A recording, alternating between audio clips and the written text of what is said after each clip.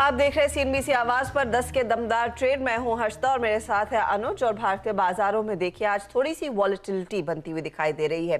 कल की एक तगड़ी रैली, हमने बहुत अच्छा मूव दिखाया था। कल के सत्र में 18,015 का क्लोज देखने को मिला था, लेकिन आज सुबह में हमने देखा है ऊपरी लेवल से कुछ रिवर्सल। 18,134 हाउएवर आज का डे हाई था और वहां से ऊपरी लेवल्स पर मुनाफा वसूली बनती हुई दिखाई दी है निफ्टी में।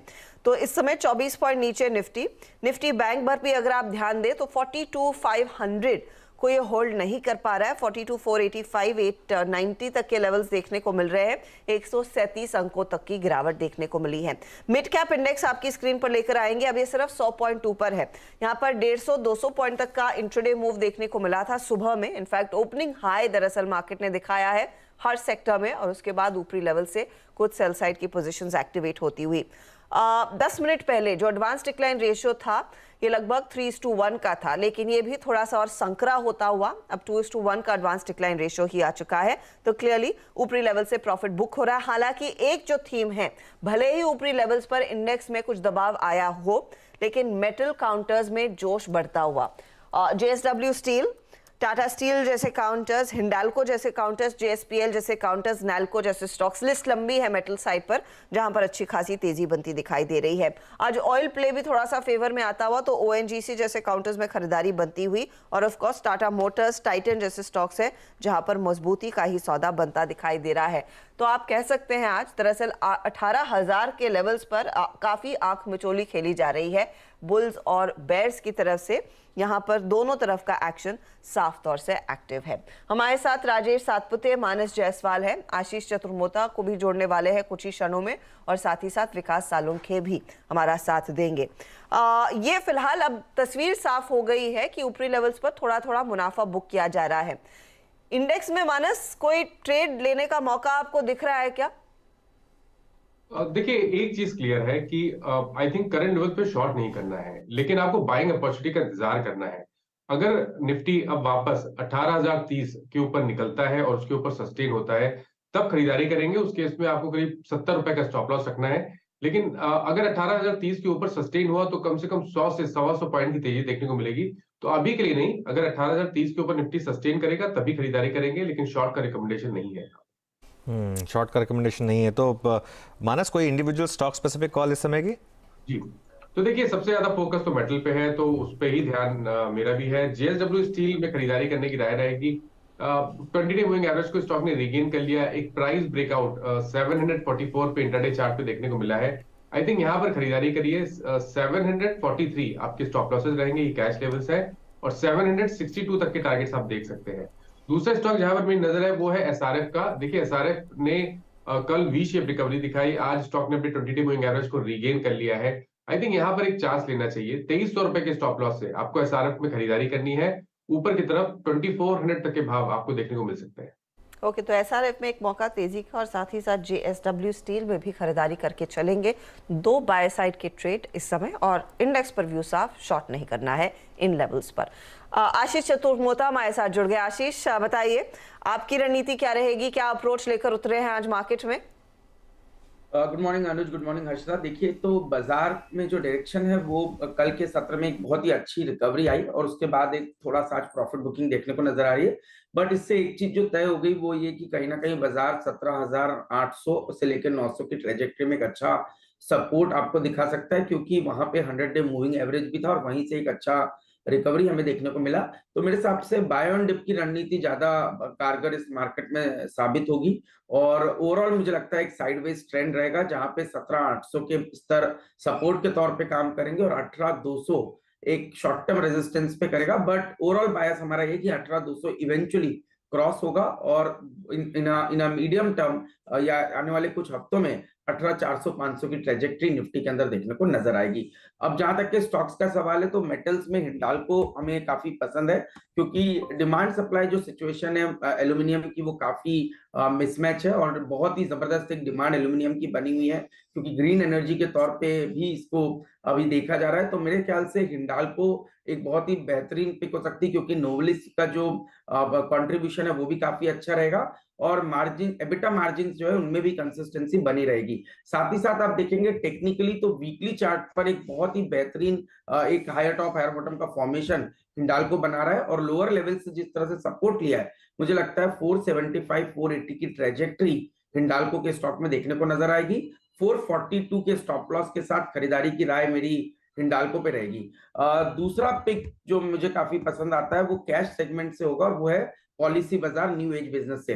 मुझे लगता है इस कंपनी के अंदर में काफी अच्छा एक बेस फॉर्मेशन आपको देखने को नजर आएगा और स्टॉक में कहीं ना कहीं 445 450 के जोन पे अच्छा सपोर्ट ले चुका है। तो मेरे हिसाब से रिस्क रिवॉर्ड काफी फेवरेबल है पॉलिसी बाजार में लॉन्ग पोजीशन बनाने के लिए। तो 450 के स्टॉप लॉस के साथ एक लॉन्ग पोजीशन बनानी चाहिए। 520 के लक्ष्य शॉर्ट टर्म में मैं समझता हूं पॉलिसी बाजार के स्टॉक में देखने को नजर आ सकते हैं। ओके, पीबी फिनटेक में भी बाय कर सकते हैं। आशीष, गुड मॉर्निंग। मैं आपसे एक फॉलो अप लेना चाह रहा था आपकी वो जो पीएसयू बैंक निफ्टी कॉल है उसके ऊपर, क्योंकि अब हमने देखा है ऊपर से थोड़ा हल्का हुआ है, करीब 9-10% की करेक्शन आ गई है। वो आपकी इनिशियल कॉल के बाद 40-50% की रैली आई थी उसमें, लेकिन अब ये जो 10% का डिक्लाइन आया है ऊपर के लेवल से, इसको आप किस तरीके से देख रहे हैं? और जिन्होंने मिस कर दिया था उनके लिए एंट्री अपॉर्चुनिटी है या अब वो ट्रेड प्ले आउट हो चुकी है? ये बिल्कुल सही कहा आपने अनुज। तो एक एंट्री अपॉर्चुनिटी है क्योंकि जैसे हमने पहले भी ये बात कही कि जब कोई बड़ा ट्रेंड इमर्ज होता है, और ये बड़ा ट्रेंड इसलिए कि 2010 11 12 के हाईस को इवेंचुअली पीएसयू बैंक के इंडेक्स ने क्रॉस किया, यानी करीब करीब 11-12 साल के कंसोलिडेशन के बाद एक ब्रेकआउट हमें देखने को नजर आ रहा है। और उसके पीछे फंडामेंटल रैशनल ये है कि ये कंपनीज जिनकी लोन ग्रोथ कहीं ना कहीं मिसिंग थी पिछले 7-8 सालों से, उनमें एक जबरदस्त लोन ग्रोथ का मोमेंटम आया क्योंकि कॉर्पोरेट क्रेडिट इंप्रूव हुआ। साथ ही साथ निम्स में इनके अंदर में एक्सपांशन हो रहा है और ये बैंक्स आज भी आप देखेंगे इतनी बड़ी रैली के बाद एसबीआई को छोड़कर बाकी बैंक जो है वो 0.5 to 0.7 time price to book पे अवेलेबल है, जबकि इनका पीक वैल्यूएशन 2013-14 में एक बार 1.2 से 1.5 टाइम प्राइस टू बुक तक गया हुआ है। तो कहीं ना कहीं इसके अंदर स्कोप है रीरेटिंग की, और ये जो डिप है ये एक अच्छी अपॉर्चुनिटी के तौर पर देखना चाहिए मेरे हिसाब से। पीएसयू बैंक 20 ईटीएफ को अगर से मैं लेवल पे बात करूं तो इस समय 46.44 पे ये ट्रेड कर रहा है। 44 पे एक बहुत ही अच्छा बेस बन चुका है, तो 44 का स्टॉप लॉस लगाकर इसमें लॉन्ग पोजीशन बनाना चाहिए। 54 के लक्ष्य आने वाले 1 से 2 महीनों के अंदर में मैं समझता हूं इस ईटीएफ के अंदर में देखने को नजर आ सकते हैं, पीएसयू बैंक 20 के ईटीएफ के अंदर में। तो पीएसयू बैंक ईटीएफ में थोड़ा सा एक्शन बढ़ता हुआ दिखाई दे सकता है, इस पर आपकी नजरें होंगी। राजेश सातपुते, आपका ट्रेड क्या रहेगा? विकास सालुंखे भी हमारे साथ है, लेकिन सातपुते साहब बताइए। हर्षदा जी, देखिए जैसे बात हुई हमारी जेएसपीएल और जेएसडब्ल्यू स्टील, मुझे लगता है वो ट्रेड अभी भी एक्टिव है, लेकिन कुछ नया देना है तो देखिए जैसे मैंने पहले भी कहा, मुझे सीमेंट सेक्टर थोड़ा अच्छा लगता है। उसमें अगर आप देखें तो रैमको सीमेंट, मुझे लगता है रैमको सीमेंट में जो क्लस्टर था 700-710 का ये रेजिस्टेंस था, जहाँ पे मूविंग एवरेजेस आते थे, इसके ऊपर ये फिलहाल फ्यूचर में ट्रेड हो रहा है। तो यहाँ पे एक छोटा ट्रेड जरूर बनता है। स्टॉप लॉस होगा 700 का, 710 पे बाय बनेगा और स्विंग ट्रेडिंग के हिसाब से इंट्राडे का टारगेट होगा 725 से लेकर 730। तो it's buying Ramco. Okay, buying in Ramco cement stocks कल से थोड़ा रिकवर करने शुरू हुए थे और आज एक्चुअली काफ़ी अच्छा मोमेंटम आ रहा है इस समय रैमको में। डेज हाई पर एकदम वर्टिकल मूव इस समय रैमको सीमेंट्स में आता हुआ। विकास जी, गुड मॉर्निंग। आपकी ट्रेड्स? गुड मॉर्निंग अनुज जी। देखो, पहले मैं निफ्टी पे बोलूंगा कि मुझे कल भी मैंने लास्ट के सेकेंड हाफ में अपने शो पे बोला था कि निफ्टी में एक बाउंस बैक एक्सपेक्टेड था, वो आ चुका था। 18,100 के आसपास का एक बाउंस बैक एक्सपेक्टेड था। अगर वो सस्टेन करता है तो ही हम लोग ऊपर के एक्सपेक्ट कर सकते हैं। यहाँ पे हमारा व्यू है कॉशियस है। अगर वापस इंट्राडे बेस पे निफ्टी 17,970 ब्रेक करती है तो मुझे लगता है जो प्रेशर है यहाँ पे बढ़ने के चांसेस ज्यादा लगते हैं। तो मेरे दोनों भी कॉल जो है सेल साइड के रहेंगे। पहला रहेगा टीसीएस मुझे यहाँ पे वीक लग रहा है। 3240 के आसपास फ्यूचर यहाँ पे ट्रेड करते हुए देखने मिल रहा है, तो मुझे लगता है 3100 के टारगेट टीसीएस में आते हुए देखने मिलेंगे। जो रिसेंट लो बनाया हुआ था वो ब्रेक करने को वापस नीचे जा सकता है। ऊपर में 3310 का स्टॉप लॉस यहाँ पे रिकमेंड करूंगा। और दूसरा रहेगा आईटीसी। देखो, आईटीसी में जो ट्रेंड चल रहा है मार्केट में, जिस हिसाब से लास्ट अगर आप देखोगे 1 से 2 महीने में जो हाई बनाने के बाद जो ट्रेंड है वो थोड़ा सा नेगेटिव साइड में। कल इसमें एक थोड़ा सा बाउंस बैक देखने मिला, आज वापस एक ऊपर की रेंज में आ चुका था, बट मुझे लगता है 340-42 ये एक इमीडिएट रेजिस्टेंस काउंटर में देखने मिल रहा है। तो फ्यूचर को यहाँ पे सेल करना है, ये थोड़ा पोजिशनल रहेगा। 320 का टारगेट यहाँ पे आईटीसी में आते हुए देखने मिलेगा। 346 का स्टॉप लॉस यहाँ पे रिकमेंड। ओके, तो ये फिलहाल एक अपॉर्चुनिटी क्लियरली आईटीसी में आप पकड़ रहे हैं, जहां पर तेजी का ट्रेड लेकर चलना है। I beg your pardon, short side का ट्रेड है जहां पर आपकी नजरें हैं 0.5% नीचे। इनफैक्ट ये स्टॉक ट्रेड में दिखाई दे रहा है। कुछ और स्टॉक्स आपकी स्क्रीन पर लेकर आते हैं जहां पर इस घंटे दरअसल इनकी चाल थोड़ी थोड़ी पॉजिटिव साइड पर आती हुई दिखाई दे रही है। ओएनजीसी, इसका हमने मेंशन किया था, लेकिन चार्ट चेक अगर आप इस पर दे सके आशीष चतुर्मोता। कच्चे तेल में $85 तक के लेवल्स ये ओएनजीसी के लिए एक फेयर प्ले रहता है तेजी का। 143 पर खरीदेंगे क्या? जनरली हर्षदा मैं अवॉइड करता हूं, क्योंकि हमने देखा है जब भी क्रूड बहुत बड़ा है, बहुत बड़ा बेनिफिट ओएनजीसी को देखने नहीं मिला। अभी जो रीसेंट विंडफॉल टैक्स के बाद भी आपने देखा किस तरह की एक पॉलिसी रहती है जहां पर पे इस कंपनी के अंदर में बड़ा बेनिफिट आता नहीं है। तो डिविडेंड के तौर पर डेफिनेटली इंटरेस्टेड रह सकते हैं, बट ओवरऑल एक हमारा कोई न्यूट्रल बायस है। और टेक्निकली भी आप देखेंगे तो एक रेंज में है स्टॉक, 140 से 150 एक रेंज है। अगर से उस रेंज को प्ले करना है तो lower end of the range है, जहां पे 140 का स्टॉप लगाकर वापस 150 के लेवल दिख सकते हैं। बट बड़े ट्रेड की यहाँ पे संभावना मुझे कम नजर आती है। ओके, बड़े ट्रेड की संभावना कम है ओएनजीसी में, नजर रख सकते हैं आप, उसमें अग्रेसिव ट्रेड ना लें। लेकिन बाजार वही चाल अपनी थोड़ी बहुत मुनाफा वसूली की दिखा रहा है, और इस घंटे जो ड्रैग कर रहा है ना निफ्टी के, एक बार कंट्रीब्यूटर्स लेकर आइएगा। आईटीसी पर अभी अभी एक शॉर्ट कॉल आया तो मेरी नजर गई आपके एचयूएल पर। एचयूएल में भी देखिए इस घंटे 2611 का स्तर आ चुका है, वहां पर एक हल्का डाउन टिक। नेस्ले इंडिया हल्के डाउन टिक के साथ। ब्रिटानिया में बिकवाली बस शुरू ही होती हुई दिखाई दे रही है, और टाटा कंज्यूमर करीब 0.5% नीचे ट्रेड कर रहा है। तो ये बाकी एफएमसीजी काउंटर्स है जहां पर वीकनेस है। विकास, इन बाकी स्टॉक्स में भी क्या आपको कोई शॉर्ट का ट्रेड बूझ रहा है? लेना चाहिए कुछ मंदी का सौदा एचयूएल या टाटा कंज्यूमर जो ज्यादा वीक है? जी हर्षदा, अगर एचयूएल की भी बात करो तो यहाँ पे भी वीकनेस दिखा रहा है। लास्ट 3 ट्रेडिंग सेशन की क्लोजिंग भी आप देखोगे तो 2620 के ऊपर वो सस्टेन नहीं कर पा रहा है, उसके नीचे ही यहाँ पे ट्रेड करते हुए देखने मिल रहा है। तो मुझे लगता है ये कंटिन्यू होगा। मुझे ओवरऑल एफएमसीजी सेक्टर पे मेरा व्यू थोड़ा सा नेगेटिव है, थोड़ा सा प्रॉफिट बुकिंग इस पूरे सेक्टर में देखने मिल सकता है। तो 2540 का नीचे एक पहला टारगेट देखने मिल सकता है। ऊपर में जो स्टॉप लॉस यहाँ पे देखने मिलेगा वो 2650 के आसपास का एक स्टॉप लॉस यहाँ पे रिकमेंड करना चाहूंगा। जो आजकल के लास्ट दो ट्रेडिंग सेशन के जो हाई था वहां पे इसको एक इमीडिएट रेजिस्टेंस फेस होते देखने मिल रहा है। तो मुझे लगता है कि एचयूएल यहाँ पे वीक काउंटर एफएमसीजी में देखने मिल सकता है। चलिए अब एक काम करते हैं, बात करते हैं आउटलुक 2023 की। नया साल आने में बस अब कुछ ही दिन रह गए हैं। इस साल तो बाजार में निफ्टी फ्लैट ही रहा है, लेकिन सेक्टोरली काफ़ी आपको मूव्स मिले हैं। अगले साल बाजार की चाल कैसे रह सकती है, कौन से सेक्टर्स में पैसा बन सकता है, इस पर चर्चा के लिए हमारे साथ हैं फर्स्ट ग्लोबल की चेयरपर्सन और एमडी देवीना मेहरा। देवीना जी, गुड मॉर्निंग। आपसे बात करके हमेशा अच्छा लगता है। बड़ी थीम्स आपने बहुत ज़बरदस्त पकड़ी थी इस साल। 2023 के लिए क्या बड़ी थीम्स होंगी, क्योंकि 2022 एक परफेक्ट पोर्टफोलियो मैनेजर का मार्केट रहा है। निफ्टी ने कुछ नहीं किया, लेकिन विद इन दैट अगर आपने सही सेक्टर्स और स्टॉक्स पकड़े होते तो बहुत पैसा बना होता। तो 2023 में बड़ी थीम क्या होगी? Good morning Anuj.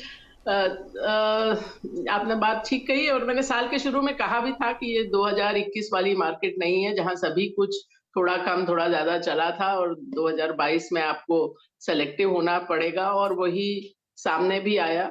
Of course कुछ तो हाई रिस्क वाले सेक्टर्स और ग्रुप्स भी चले, वो एक अलग चीज है जहां आप शायद निवेश ना करना चाहते हो उस समय। जहां तक थीम्स का सवाल है, एक थीम तो हम लोग की साल सवा साल से चल रही है, वो है कैपिटल गुड्स और इंडस्ट्रियल मशीनरी। मैंने पहले भी बात की थी उसमें। ऑफ कोर्स काफी स्टॉक्स ऐसे रहे हैं जो 2 गुना 3 गुना 4 गुना भी हो गए हैं। तो अब पता नहीं वो साल भर और चलेगा या नहीं, पर अभी भी वो सेक्टर अच्छा लगता है, और हम अभी उसमें ओवरवेट हैं। पर जैसा कि मैंने कहा, मालूम नहीं पूरा साल चले नहीं चले, क्योंकि हम लोग एक तरह से हर चीज को जीरो बेस से देखते हैं। हर तिमाही के शुरू में तो एक तरह से देखते हैं कि आज हमारे पास कैश हो तो हम कहाँ निवेश करेंगे, और उसी हिसाब से निवेश करते हैं। तो वो इतिहास को भूल जाते हैं। तो इतिहास को भूलने की बात पे एक सेक्टर जो पहले पिछले साल और इस साल के भी जो पहला आधा साल में उतना अच्छा नहीं लगा था, उसके बाद से हमने वहां वेट बढ़ाया है, वो है बैंक्स। बिकॉज वो सेक्टर 2020 में तो वही एक सेक्टर था जो नेगेटिव में था, और 2021 में मेरे ख्याल से निफ्टी 22-23% चला था और बैंक निफ्टी खाली 11% चला था। तो वो एक लंबा अंडर परफॉर्मेंस का टाइम रहा, और फंडामेंटली भी कुछ-कुछ चीजें चेंज हो रही थी। एनपीए का साइकिल निकल गया, इंटरेस्ट रेट बढ़ रहे हैं, उससे मार्जिन थोड़ा बढ़ते हैं, क्रेडिट बढ़ रहा है, तो वो एक सेक्टर जहां हमारा वेट बहुत ही कम रहता था, जो कि एक तरह से काफी हाई रिस्क स्ट्रैटेजी थी, क्योंकि इंडेक्स में वेट बहुत ज्यादा है। तो अब हम इंडेक्स वेट पर आ गए होंगे, शायद प्राइस एक्शन के कारण थोड़ा ओवरवेट भी हो गए होंगे अब तक। तो ये तो सेक्टर सेक्टर के हिसाब से ये 2 सेक्टर हैं। बाकी बहुत कुछ आता है बॉटम अप स्टॉक पिकिंग से, मतलब अब जैसे टेक्सटाइल में शायद हम ओवरवेट होंगे, पर वो बहुत बड़ा सेक्टर कॉल नहीं है, पर वो ऑटो एंसिलरीज में कुछ कंपनियां अच्छी लगी, ऑटोज में एक आध दो, और टेलीकॉम। तो ये बहुत ज्यादा सेक्टोरल कॉल्स नहीं रहे। केमिकल्स में भी कुछ चीजें अच्छी लगी जो जिसमें पैसा भी बना, पर वो भी एक पूरा सेक्टर वाइड कॉल नहीं है, उसमें भी आपको स्टॉक्स देखने पड़ते हैं। देवीना जी, क्योंकि आपने मेंशन किया, गुड मॉर्निंग, कि 2022 का साल उतनी ज़्यादा तेज़ी का नहीं है 2021 के लिहाज से, क्या 2023 में भी यही रिपीट परफॉर्मेंस रहेगा कि इंडिविजुअल स्टॉक पिकिंग पर ज़्यादा जोर दिया जाए, एक इंडेक्स का ट्रेडर थोड़ा सा चौकन्ना रहेगा, इंडेक्स फंड्स थोड़े से और चौकन्ने रहेंगे, क्योंकि लार्जली हमने देखा है निफ्टी और निफ्टी बैंक में वैसे कुछ खास होता हुआ दिखाई नहीं दिया है? देखिए, आपको चीज और भी सोचनी पड़ेगी कि इस साल अंतर्राष्ट्रीय बाजारों के लिए खासा ही खराब रहा। तो एक और चीज मैंने साल के शुरू में कही थी कि इंडिया आउट परफॉर्म करेगा, जो कि किया, और काफी ज्यादा आउट परफॉर्म किया। तो आप बाकी बड़े बाजारों की बनस्पत देखें तो भारत ने काफी अच्छा किया। तो वो आउट परफॉर्मेंस अभी भी जारी रहेगा, ऐसा प्रतीत होता है। और जहां तक इंडिया का बाजार का अलग से भी बात है, तो मुझे बहुत बड़ा अभी कोई ऐसा क्रैश का डर या बहुत ज्यादा डाउनसाइड ऐसा कुछ नहीं नजर आता। तो थोड़ा वॉलेटिलिटी अभी रहेगा, लेकिन ब्रॉडली अभी भी बाजार अच्छा ही लगता है। और आपको उसमें जो भी आपका इक्विटी का एलोकेशन है, मेरे हिसाब से आपको निवेश करना चाहिए, क्योंकि ये मैंने डेटा पहले भी आपके चैनल पे बोला था कि वो जब अगर आप 40 सालों में भी ऐसा करें कि 10 जो सबसे अच्छे दिन थे आपके मिस हो जाते हैं, तो आपका जो पूरा रिटर्न है, जो आप सोचते हो कि 15-16% कंपाउंडिंग होगा, वो जो 100 रुपया 40-42 सालों में 44,000 44,000 होता, वो खाली 15,000 ही रह जाता। तो 10 दिन भी मिस होने से आपका 2/3 रिटर्न निकल जाता है। अगर 40 सालों में आपके 30 सबसे अच्छे दिन मिस हो जाते हैं, तो वो रिटर्न 90% चला जाता है। तो 44,000 की बजाय 4,000 भी नहीं रहता। तो इसलिए जब ऑफ कोर्स अगर सबसे अच्छी बात तो ये रहे कि आप बड़ा क्रैश मिस कर दें, जैसा कि हम लोग कोविड टाइम में कर पाए, और कुछ और, या रशिया यूक्रेन वॉर के टाइम पर भी कर पाए, जब मार्केट 5% गिरा, हम 1.5% गिरे। लेकिन बाकी टाइम जब बाजार ऐसा नहीं लग रहा कि बहुत ज्यादा कोई ऐसा खतरा है बड़े क्रैश का, तो अब ये निवेश करने का टाइम है। वैसे मैंने जून में भी कहा था कि निवेश करने का टाइम है, तब 15,300 का था इंडेक्स। वो लेवल नहीं है, लेकिन फिर भी जो भी आप इक्विटी में रखना चाहते हैं, वो अगले 1-2 महीने में इन्वेस्ट कर सकते हैं। अच्छा, ये मेरा देवीना जी, आप ना ये ग्लोबल मैक्रो काफ़ी फॉलो करती हैं। इस समय जो 2 बड़ी डेवलपमेंट्स हैं, एक तो यूएस में जो फियर है रिसेशन का, उस और जो रेट्स हाइक, और बीच में एक बात हो रही थी कि शायद पीक रेट्स के हम करीब हैं, लेकिन लास्ट 1-2 हफ्ते में वापस उस पर थोड़ा सा पानी फिरा है उस उम्मीदों पर।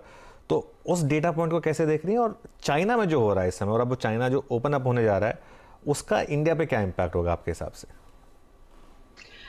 देखिए, यूएस की जहां तक बात है, मैंने तो कभी कहा नहीं था कि पीक रेट के आसपास है। वो तो हमेशा से ही स्पष्ट था कि अभी रेट हाइक थोड़ा धीमा होगा, लेकिन चलेगा अभी। तो मुझे तो इसमें कोई चेंज नजर आया नहीं, कि हमारा कभी ये व्यू रहा ही नहीं था कि ये अब पीक रेट हो गया है। तो अब जहां तक रिसेशन का सवाल है, आई मीन, आप जो डेटा अभी तक आया ही है, उसमें ही ऐसा हुआ है कि यूएस में रिसेशन अगर आप देखें जीडीपी ग्रोथ रेट नेगेटिव होने का तो वो तो हो चुका है, लेकिन रिसेशन अभी और भी जीडीपी ग्रोथ के हिसाब से और थोड़ा खराब डेटा पॉइंट्स आएंगे, ये तो नजर आता है। बट वो जो होता है कि 3 महीने का इंटरेस्ट रेट अगर 10 साल के इंटरेस्ट रेट से ज्यादा हो जाए, वो पर्टिकुलर इन्वर्जन मेरे ख्याल 2 महीना पहले आया था, और वो जब आता है तो उसके बाद अभी तक ऐसा हुआ नहीं कि वो इन्वर्जन हो और रिसेशन ना आए। तो रिसेशन तो है, लेकिन अब वो होता है कि अब बाजार ने उसको कितना डिस्काउंट कर लिया है। तो मैं हमेशा बोलती हूँ कि अर्थव्यवस्था और बाजार दो अलग चीजें हैं। आप चीन को ही देख लीजिए, चीन अभी इंडेक्स 2007 के लेवल से आधा है। चीन का जीडीपी तब से अब तक लगभग 7 गुना हो गया है। तो वो दो अलग चीजें हैं। तो बाजार यूएस का उतना खराब नहीं लगता, मतलब इंडिया जितना अच्छा नहीं लग रहा, लेकिन फिर भी वहां भी कोई बहुत नेगेटिव नहीं लग रहा है, खासकर नॉन टेक। अब हमारे सिस्टम्स को नॉन टेक थोड़ा ज्यादा स्टेबल कैश फ्लो वाली कंपनियां ज्यादा पसंद आ रही हैं, और शायद वही बेहतर करेंगी। जहां तक चीन का सवाल है, चीन के ओपनिंग अप में मतलब 2-3 अलग अलग चीजें होती हैं। एक तो होता है कि जो सप्लाई का बहुत सारा प्रॉब्लम विश्व का था वो खत्म होता है, मतलब सप्लाई बहुत सारी चीजों की बेहतर हो जाएगी, लेकिन दूसरी तरफ डिमांड भी बढ़ेगी। तो वो डिमांड बढ़ने से कमोडिटी प्राइसेस या और जो उत्पाद है उनके भाव पे क्या असर पड़ेगा, तो वो दोनों अलग अलग, मतलब एक तरह से आप बोलिए तो उल्टा असर वाली। एक सप्लाई साइड पे अच्छा न्यूज है, डिमांड बढ़ेगी तो उससे हो सकता है प्राइस और इन्फ्लेशन पे नेगेटिव इम्पैक्ट रहे। और वो जो तीसरी चीज है कि अभी जिस तरह से वहां पर अगर कोविड बहुत बढ़ता है तो उसका क्या इम्पैक्ट होगा, और वो लोग उस पर चलते ही रहेंगे या फिर से कुछ लॉकडाउन करेंगे, वो मतलब बहुत सारी चीजें हैं जो अभी स्पष्ट नहीं है। देवेना जी, क्योंकि आपने यूएस के कॉन्टेक्स्ट में नॉन टेक ज्यादा अट्रैक्टिव लग रहा है ये कहा, तो नैस्डैक का परफॉर्मेंस थोड़ा सा फीका रह सकता है, और जब भी नैस्डैक फिसला है तो भारतीय टेक पर भी उसका कुछ आंच आई है। भारतीय आईटी कंपनियों के लिए आउटलुक क्या बनता दिखाई देगा? क्या आपको लग रहा है वहां पर ये होल्ड आउट कर सकती है स्टॉक्स, या फिर ये एक 23 वाला साल एक नॉन इवेंट रहेगा? वैसे भारतीय टेक का अगर आप फंडामेंटल्स देखें तो वो जो नैस्डैक वाला टेक है उससे बहुत अलग है। मतलब जो यूएस में टेक्नोलॉजी कहलाता है और इंडिया में टेक्नोलॉजी कहलाता है, दोनों काफी फर्क है। और जो भारतीय आईटी सर्विसेज कंपनी है, ये एक चीज थी जिसमें हमारा कॉल उतना ठीक नहीं गया। मतलब ठीक गया 2020 से लेके 2022 के बिगिनिंग तक बहुत ही अच्छा किया, लेकिन उसके बाद ये सोचा था कि रुपी डेप्रिशिएट करेगा तो इनके लिए बेहतर होगा, पर वैसा ये साल गया नहीं आईटी के लिए। तो अभी तो आईटी मार्केट परफॉर्म टाइप का लगता है ओवरऑल अगर आप देखें तो। और वेटेज वाइज भी हमारे पोर्टफोलियो में लगभग मार्केट वेट होगा, शायद थोड़ा सा कम हो उससे। तो अभी तो जो नजर आ रहा है वहीं तक है, और जैसा कि मैंने कहा हम लोग तो हर तिमाही पे एक बार फिर सब कुछ देखते हैं, तो साल भर का व्यू जरूरी नहीं है कि वहीं पे रहे। चलिए देवीना जी, अच्छा लगा आपसे बात करके, और हमारे साथ जुड़ने के लिए शुक्रिया, और all the best and happy new year आपको और आपकी टीम को और आपकी फैमिली को 2023 के लिए। Thank you and happy new year to you and your viewers also. चलिए शुक्रिया देवीना जी। तो ये इस समय मार्केट पर एक ओपिनियन। अच्छा, मार्केट अब थोड़ा स्टेबल होता हुआ वापस, वो जो एक ऊपर से एक वन वे डिक्लाइन आई थी वो अब अरेस्ट हो गई है क्लियरली। थोड़े से एकदम क्लोज लेवल्स 18,000 निफ्टी पर और 42,500 बैंक निफ्टी पर, जो एक राउंड नंबर्स हैं उस पर अब निफ्टी और बैंक निफ्टी दोनों सपोर्ट लेने की कोशिश कर रहे हैं। अच्छी बात ये हो रही है हर्षिता कि मिड कैप्स में वापस जो रैली फिजल आउट हुई थी वो स्टार्ट हो गई है। अब मिड कैप इंडेक्स वापस करीब करीब 200 पॉइंट ऊपर, और एडवांस डिक्लाइन वापस ऑलमोस्ट 4:1, तो वो एक अच्छा संकेत है। और आज थोड़ी सी फाइनेंशियल निफ्टी की एक्सपायरी का भी एक फैक्टर है। लेकिन देखिए चाइना ट्रेड कैप जबरदस्त प्ले हो रही है। नैल्को 5% ऊपर, जीएसपीएल 4% ऊपर, 551, सेल जबरदस्त 3.5% ऊपर। आशीष, ये मेटल स्टॉक्स में नैल्को के अलावा भी कोई ट्रेड ली जा सकती है क्या? बिल्कुल, जो हिंडाल्को नाल्को तो आपने बिल्कुल सही कहा, बट अगर से एक स्टील प्ले में देखूं तो जेएसडब्ल्यू स्टील का स्ट्रक्चर काफी प्रॉमिसिंग नजर आ रहा है। 749 पे स्टॉक ट्रेड कर रहा है और जिस तरह से वीकली चार्ट पर फॉर्मेशन है, मुझे लगता है 770 की जगह आपको जेएसडब्ल्यू स्टील के स्टॉक में देखने को नजर आ सकती है। और 738 के स्टॉप लॉस के साथ में सबसे एक अच्छा मोमेंटम प्ले जेएसडब्ल्यू स्टील का स्टॉक साबित हो सकता है। ओके, तो ये फिलहाल एक तगड़ा ट्रेड साबित होता हुआ दिखाई देगा। मेटल्स में एक्सपोजर तेजी का ही बनाए रखे। अच्छा, बलरामपुर चीनी बाय द वे इस समय करीब 8.5% के ओआई के साथ 2-2.5% ऊपर है, तो ये 411 तक गया था, ऊपर से हल्का हुआ लेकिन 400 के आसपास ही ये ट्रेड करता हुआ। मदरसन सुमी या फिर संवर्धना मदरसन जो इस कंपनी का नाम है, 2% ऊपर और कल के ट्रेंड को इसने और बढ़ाया है। विकास सालुंखे, इस पर अगर एक फ्रेश व्यू आप दे सके, 6.5 से 7% तक का ओआई एडिशन यहाँ। जी, अगर मदरसन सुनने की बात करूं तो यहाँ पे एक पॉजिटिवली कल भी हमने एक देखा था कि अच्छा मोमेंटम कैरी किया था विद प्राइस वॉल्यूम के साथ। तो मुझे लगता है कि यहाँ से जो मोमेंटम है वो कैरी होते हुए देखने मिलेगा। 76-78 के रेंज ऊपर मुझे लगता है एक बार टेस्ट कर सकता है, और हालांकि उसका 100 डीए में जो है 76 के आसपास है, तो उसके आसपास ये जा सकता है। और नीचे में अगर सपोर्ट की बात करूं तो 70 एक अच्छा बेस बना चुका है, तो मुझे लगता है 70 जो 50 डीएमए का सपोर्ट है वहां पे ट्रेड कर रहा है, तो एक मिड में ट्रेड कर रहा है। ऊपर में 100 डे का एक रेजिस्टेंस देखने मिलेगा 76 के आसपास का, अगर वो क्लोज करता है तो मुझे लगता है ऊपर में 80 की रेंज में आते हुए देखने मिलेगा। तो इसका चार्ट स्ट्रक्चर अभी बहुत पॉजिटिव लग रहा है। जो मोमेंटम इंडिकेटर है ये भी यहाँ पे पॉजिटिवली इंडिकेट कर रहे हैं। ओके, एक बार स्टॉक लेकर आई कैनफिन होम्स का, और यहाँ पर एक अच्छा खासा मूव, इनफैक्ट अभी इसने फ्रेश मॉर्निंग हाई लगाया है। कैनफिन होम्स का स्टॉक देखिए, ये देखिए क्या ज़बरदस्त चार्ट इसका यहाँ पर। आशीष, जाते जाते एक इस पर व्यू दे दीजिए कैनफिन होम्स पर। तो बिल्कुल सही कहा अनुज आपने कि एक बहुत अच्छा बेस फॉर्मेशन कैनफिन होम्स में बनना शुरू हुआ है, और ये काफी दिनों की प्रक्रिया इस स्टॉक में बनी हुई है। मुझे लगता है अभी जो बेस बना है ये कहीं ना कहीं स्टॉक को इसके जो मीडियम टर्म स्विंग थे 570 के वहां तक लेकर जाते हुए नजर आ सकते हैं। तो एक थोड़ा पोजिशनल पर्सपेक्टिव से 1 से 2 हफ्ते का व्यू रखकर 570 के लक्ष्य इस स्टॉक में देखने को नजर आ सकते हैं। 520 एक अच्छा सपोर्ट साबित होना चाहिए, तो 520 का ही स्टॉप लॉस लगाइए और 570 के लक्ष्य के लिए इसमें लॉन्ग पोजीशन कैनफिन होम्स में करंट लेवल्स पर ली जा सकती है। ओके, तो कैनफिन होम्स इस समय का एक ट्रेंडिंग काउंटर 2-2.25% के बढ़त के साथ कारोबार कर रहा है। चलिए, आप सभी का बहुत बहुत शुक्रिया हमारे लिए समय निकालने के लिए। आप सबसे लेंगे इजाजत, और मार्केट के एक्शन को आपकी स्क्रीन पर रख के जाते हैं ब्रेक की तरफ। एकदम फ्लैट है निफ्टी 18,014 पर, और निफ्टी बैंक 66 पॉइंट नीचे, लेकिन मिड कैप्स में अब 200 पॉइंट की बढ़त। लेंगे एक ब्रेक के बाद आपके सारे सवालों को जवाब देने के लिए एकदम तैयार बैठे नीरज बाजपेयी, उनसे होगी आपकी मुलाकात।